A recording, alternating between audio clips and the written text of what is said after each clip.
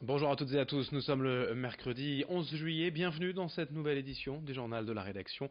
À suivre vos prévisions météo tout d'abord, avec un temps en gris, couvert et pluvieux ce matin partout dans la région.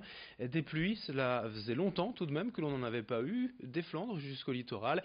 Heureusement cet après-midi en seconde partie de journée, ces nuages et perturbations vont se dissiper, le soleil sera de retour, un temps lumineux et beaucoup plus agréable cet après-midi. Mais les températures auront quand même du mal à grimper, avec 19 degrés à Dunkerque, 20 à Boulogne et à Calais, 22 à Saint-Omer et 23 degrés à Lille. Les prévisions météo complètes bien évidemment après ce journal. À la une tout d'abord de cette édition, la victoire et la qualification de l'équipe de France de football hier soir face à la Belgique en demi-finale de Coupe du Monde.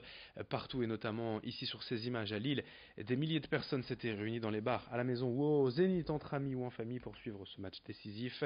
Les dernières minutes ont été particulièrement stressantes pour tous les supporters, mais la délivrance n'en fut que plus belle avec dès le coup de sifflet final les traditionnels concerts de klaxons dans les rues et les défilés de bleu, blanc, rouge. Et hier soir, les rues de Lille étaient noires de monde et bien évidemment aussi la Grand Place qui s'est remplie en quelques minutes après la fin du match. La Marseillaise, le clapping, tout y est passé pour le bonheur de tous. Oui, la France est en finale de la Coupe du Monde et ce n'est pas terminé. Il reste une marche à gravir, la plus belle, la plus dure aussi peut-être, dimanche à 17h en finale. Mais hier dans les rues, les supporters voulaient simplement savourer ce bonheur de la victoire avec des propos recueillis par Alexis Tessier et Brieux Gorchy. On a enfin fait un match qui est digne, propre, tout va bien. Et c'est un putain de bordel, on est en finale les gars! J'ai flippé jusqu'au bout, on commençait déjà à chanter on est en finale au bout de la 85e, moi jusqu'au bout. J'ai vu 6 minutes de temps additionnel, on tenait plus.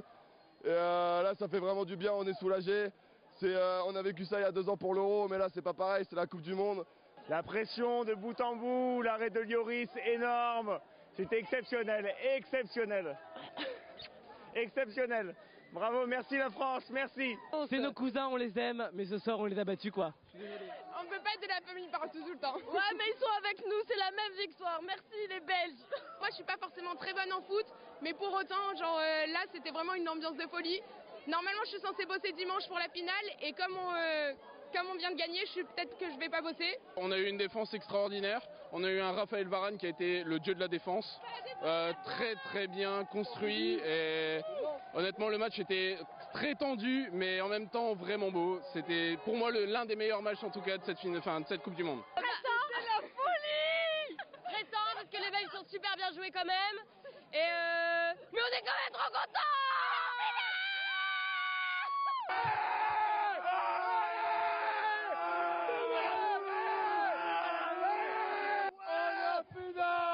On est en finale! On est en finale! Et qui? On est en finale! On est en finale! On est en finale! Rendez-vous donc pris dimanche 17h pour la finale de la Coupe du Monde, on ne manquera pas d'en reparler.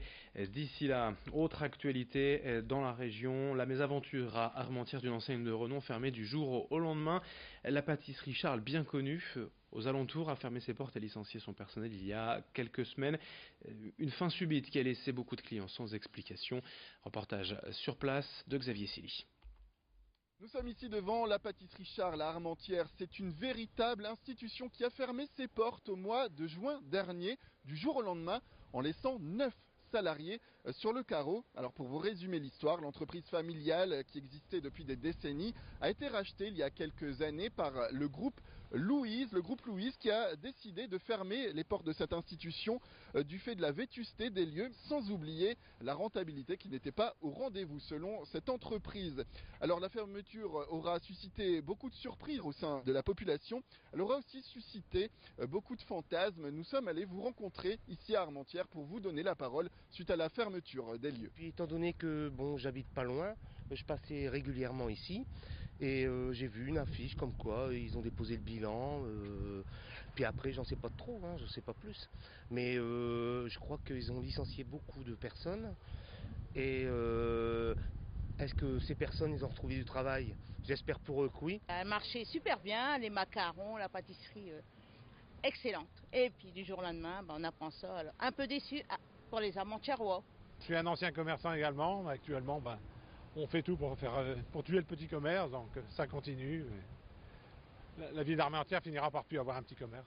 La mairie s'est emparée de l'affaire et a reçu les 9 salariés. Nous sommes allés rencontrer Bernard Hasbrook, c'est le maire d'Armentières, pour faire un point avec lui Sur cette fermeture de la pâtisserie Charles, les employés de la pâtisserie, vous les avez reçus, ils sont en colère, j'imagine. Comment ça se passe avec eux? Écoutez, oui, grosse émotion pour eux, mais aussi pour la ville, hein, et donc je les ai reçus, effectivement. Je leur ai même proposé un avocat pour préparer leur entretien préalable dans les conditions formelles ad hoc. Et puis, on a essayé déjà d'alerter la Fédération des pâtissiers qui a accepté de même diffuser leur CV, etc. On est dans une logique maintenant de retrouver un emploi. Ouais, une logique qui survient après une certaine phase illogique, puisqu'on dit à des salariés de partir alors qu'ils ont des contrats de travail, etc. C'est assez illogique, disons. Oui, alors sauf que le groupe en question leur a proposé bien entendu des reclassements ou des mutations, mais dans des conditions évidemment qui les déstabilisent, y compris en quantité d'heures et y compris donc dans la forme contractuelle. Si on vous propose un emploi à 50 km, ça change quand même grandement les choses et votre vie. Donc voilà, c'est la situation maintenant, elle est devant probablement les prud'hommes, hein, et ensuite aux salariés de faire valoir leurs droits. Dernière question, Bernard Hasbrouck. Aujourd'hui, donc, vous avez un commerce qui va ne pas pouvoir être réaménagé d'ici les prochains mois et ça crée donc encore un vide dans la ville. Oui, alors bon, moi j'espère retrouver assez vite un repreneur parce que même si le fonds de commerce a été un peu vidé, puisque en plus le groupe a vidé tout de suite l'ensemble du matériel technique, c'est une marque et donc j'espère qu'il y aura un repreneur. J'en ai déjà reçu 2.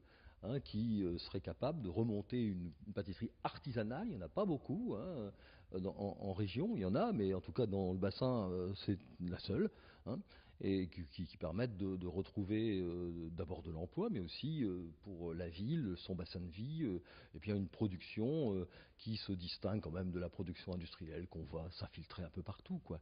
Donc c'est l'originalité, et puis c'est l'amour du métier, tout simplement, qui devrait, j'espère, l'emporter avec une réouverture de la pâtisserie façon Charles dans nos murs. Merci beaucoup Bernard Hasbrouck d'avoir répondu à nos questions. On le rappelle, concernant cette fermeture de cette pâtisserie Charles à Armentières qui a suscité, on le rappelle, beaucoup de fantasmes auprès de la population. Voilà pour ces explications pour la fin de cette édition également. Merci à vous de l'avoir suivi. Dans un instant, d'autres infos bien sûr à suivre. On est ensemble tout au long de la journée.